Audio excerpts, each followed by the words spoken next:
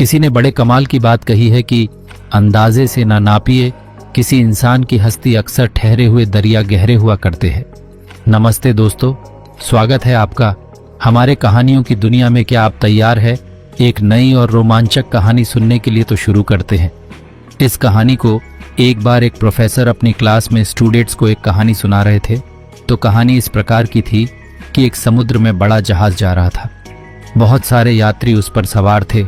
अचानक से एक्सीडेंट हो जाता है और जहाज भी खराब हो जाता है।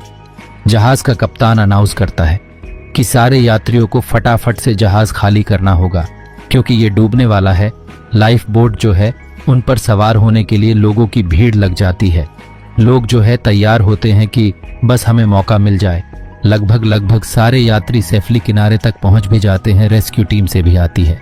लेकिन एक अंत समय आता है जब जहाज बस डूबने वाला होता है और सिर्फ एक ही लाइफ बोट बची होती है। लेकिन जहाज पर दो व्यक्ति थे। एक कपल था, एक युगल जोड़ा था। पति पत्नी। पति जो था वो पत्नी को धक्का देता है, जहाज पर ही रोकता है और खुद कूद जाता लाइफ बोट पर और किनारे की तरफ जा रहा होता है। जब जहाज डूब रहा होता है, जिस पर वो पत्नी खड़ी होती है, वो चिल्लाती और कहती है अपने पति से कुछ। तो प्रोफेसर ने अपनी कहानी बीच में रोक करके बच्चों से पूछा कि क्या लगता है क्या कहाँ होगा? तो सारे बच्चों ने जवाब दिया कि सर कहाँ होगा, आई हेट यू, मैं तुमसे नफरत करती हूँ, इतना प्यार किया तुमने धोखा दिया, यही कहाँ होगा, और कि तुम बड़े सेल्फिश हो, मतलबी हो।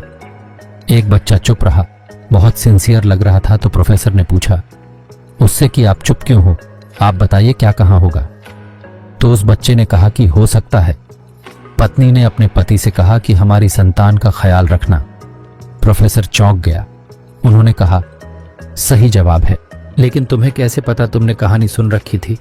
उस लड़के ने कहा नहीं सर, मैंने कहानी नहीं सुनी हुई थी।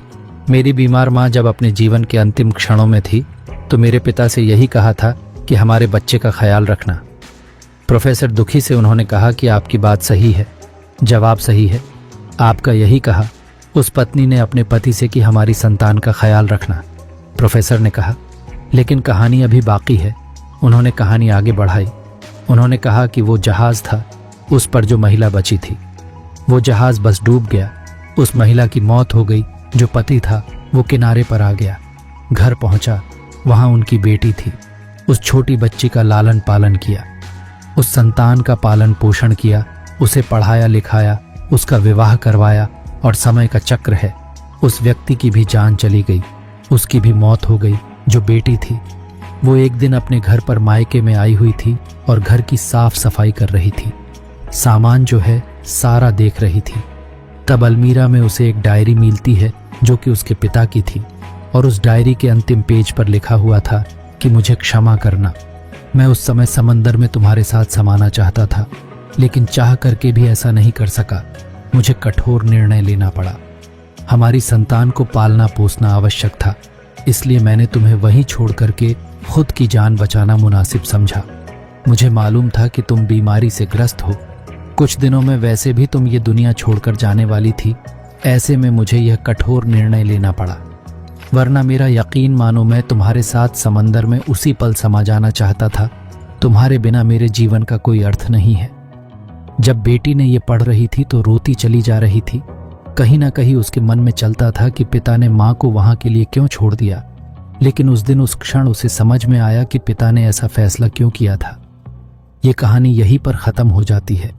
अगर आप लोगों को मेरी ये कहानी अच्छी लगी हो तो वीडियो को लाइक और चैनल को सब्सक्राइब करना ना भूलें। धन्यवाद।